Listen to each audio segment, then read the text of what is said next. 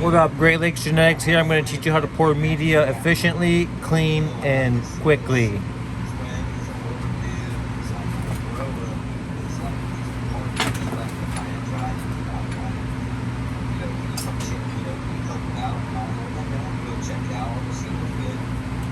So I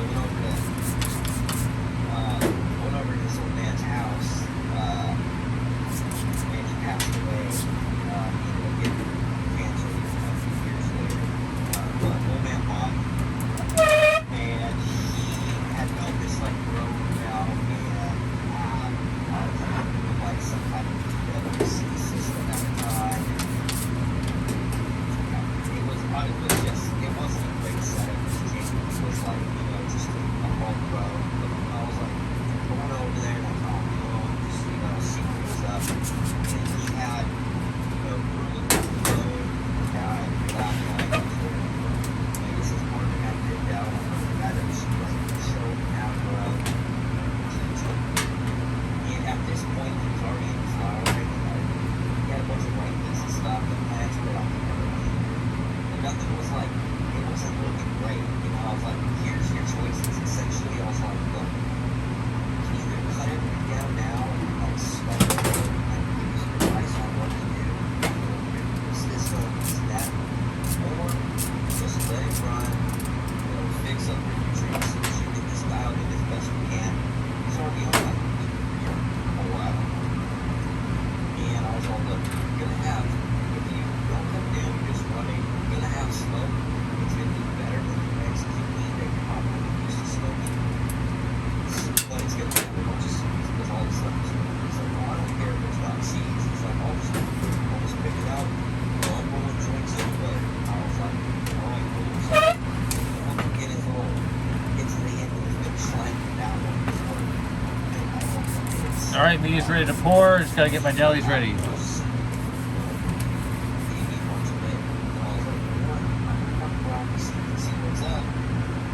So I started popping up, found some amazing stuff in there.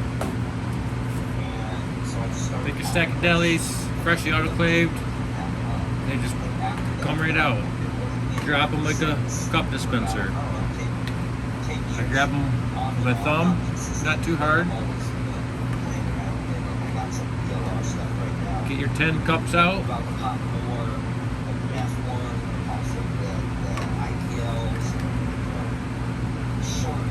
We got 1 liter, so we're going to need 10 cups. We do 100 mils per container. Got our 10 cups. PGOs are added, we're ready to pour.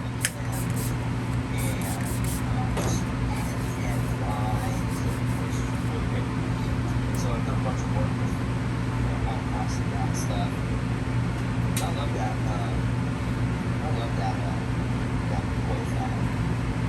I love sours and I love juice. So that is.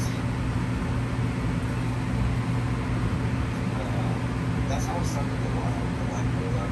I did a bunch of my marketing that day. Slide those out of the way. You never want to reach over these cups to pour that back row. You've got to move these out of the way.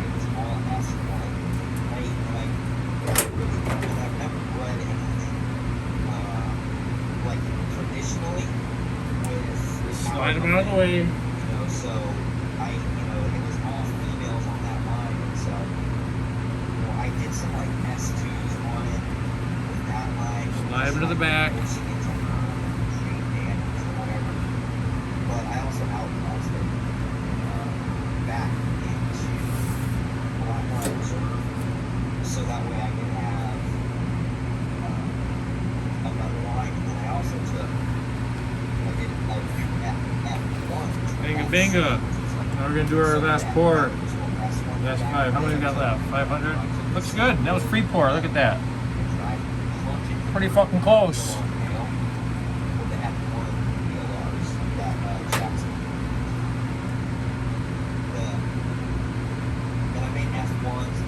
Took some of those S1s and some of those S2s, and I did some outcross and then back across and back into each other. So I have a bunch of different like lines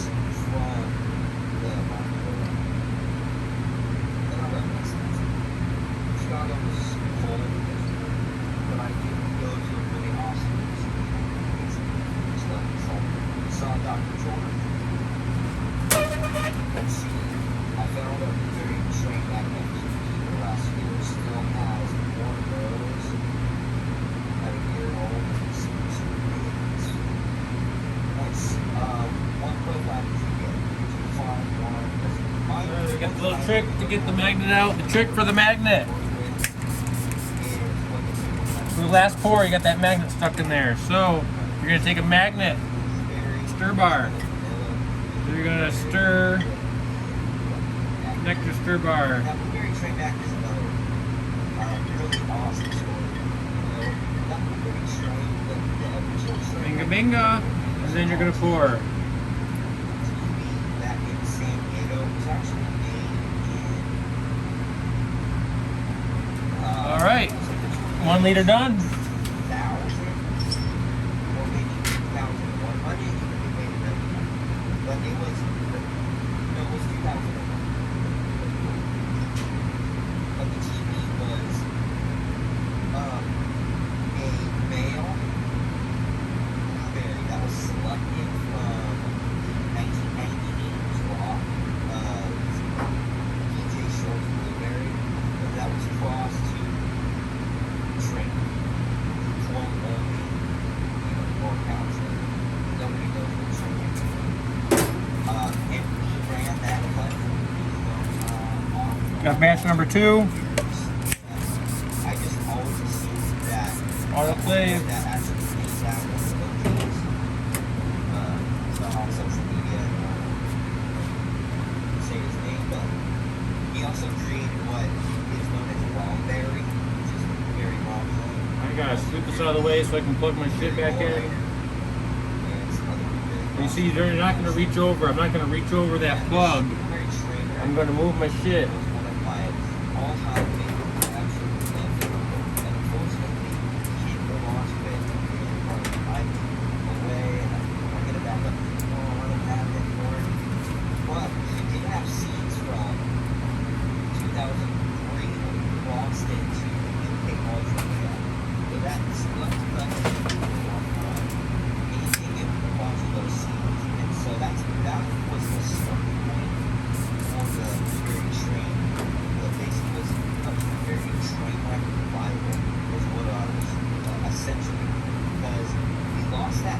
We're not gonna reach over. We're gonna slide our dishes.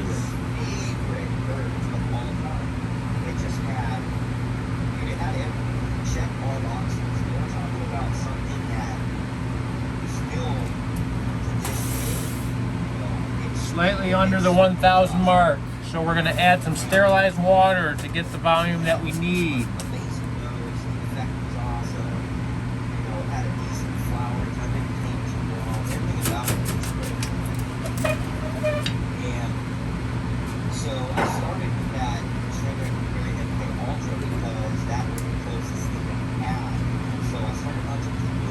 You always want to pour your PGRs after you're under 60 degrees. We're good to go.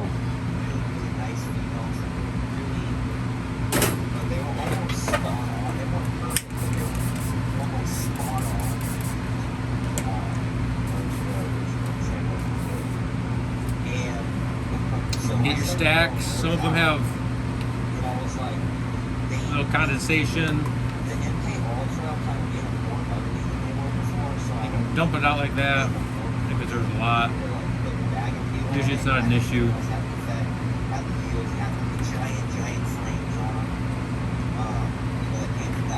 1, 2, 3, 4, 5.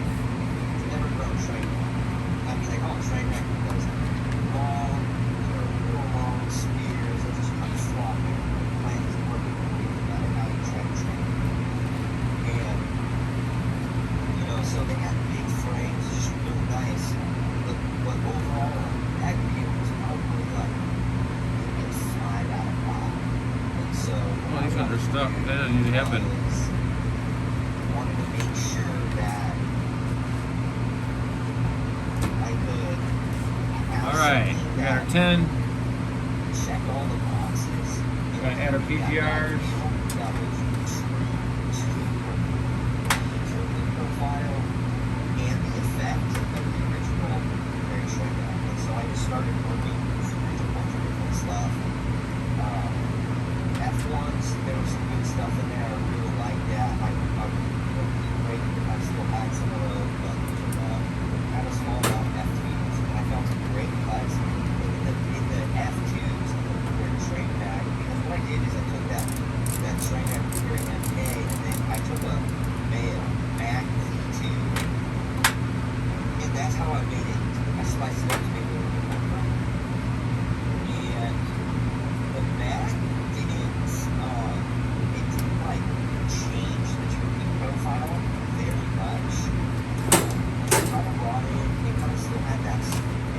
BJ's are dosed, so these are gonna go back in the freezer. And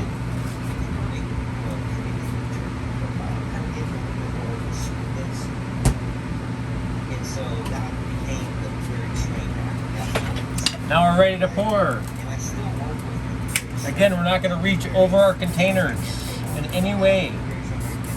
Ultra back cross is right here. And I still have like the actual frame that the one that is from the 2003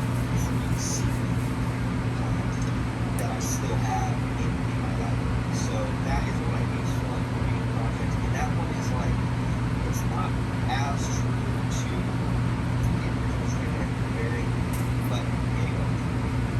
Went through all the F1s, found some good stuff, F2 days, and the F2 very trainer population I found.